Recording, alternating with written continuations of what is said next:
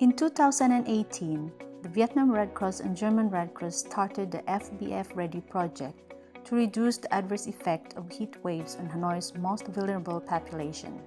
Heat wave events are associated with a 20% increase in hospital admissions for all causes and 46% for respiratory diseases. The forecast-based financing methodology, known as FBF Ready, will use forecasts provided by the Vietnam Institute of Meteorology, Hydrology and Climate Change, known as hình, to predict the onset of heat waves, mobilize funding before a heat wave begins, and take anticipatory measures or early actions to lessen the impact of heat wave upon its arrival. This is the first forecast-based financing project to be implemented on heat waves and in urban context. The FBF approach follows a 7-step process that allows the Red Cross to assess the risks and defining forecasts in order to develop triggers for early actions and to react before the disaster strikes. In the first year of implementation, the project focused on step 1 and step 2 of the approach, which are risk assessment and identification of forecasts. The launching workshop brought together a broad coalition of stakeholders, including representatives from Vietnamese government and United Nations agencies, international and domestic non-governmental organizations, and fellow Red Cross societies. VNRC leadership was also present, as was district and city-level Red Cross staff. Cái mục tiêu chính của chúng ta ở đây chính là cái quy trình chuẩn SOP. Và cái quy trình chuẩn này dựa trên cái giả thuyết tình huống để nắng nóng. FBF is a disaster relief strategy with the greatest emphasis in science and research. The climate risk assessment conducted by hình shows that the frequency and duration of heat wave events have increased in the past 30 years and are projected to further increase in the future, with the urban center being hotter than the rural areas. The FBF is also a community-based approach. As part of the risk assessment step, the FBF Ready project has conducted an extensive knowledge, attitudes, and practices or CAP survey throughout Hanoi to collect data about the current capacities of vulnerable groups to cope with heat waves, as well as their level of awareness about the occurrence and impacts. The survey targeted elderly people, slum dwellers, builders, shippers, and street vendors. Nắng nóng thì cảm tưởng nó khổ thì mình phải chịu đựng cái nào san sẻ cùng ai được.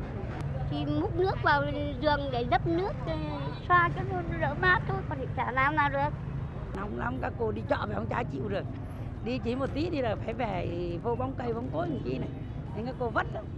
Người nó mệt lắm, mệt nhọc thì nó không ngủ được, cái ra chợ nó mệt. Nó tã cả người ra mệt.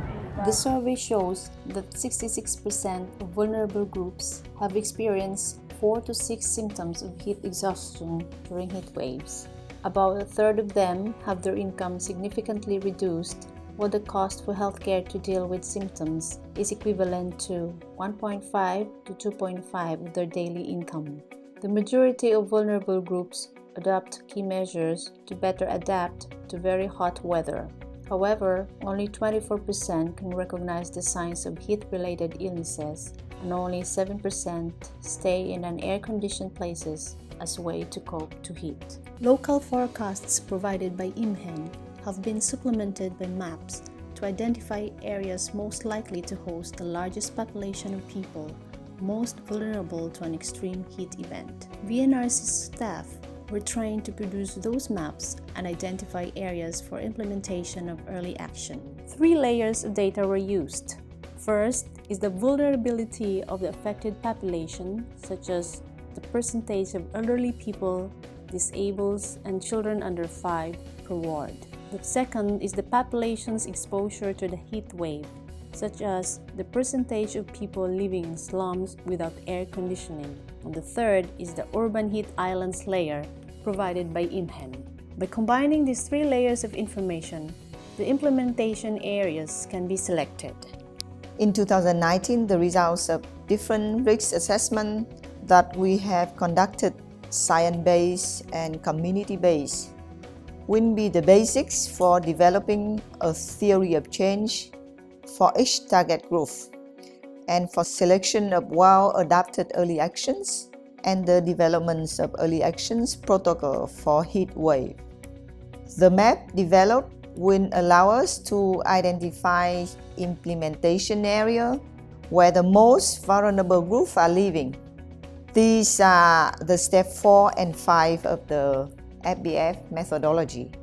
The FBF Ready project builds capacity for VNRC from analysis to activation where a trigger of heat wave will be reached.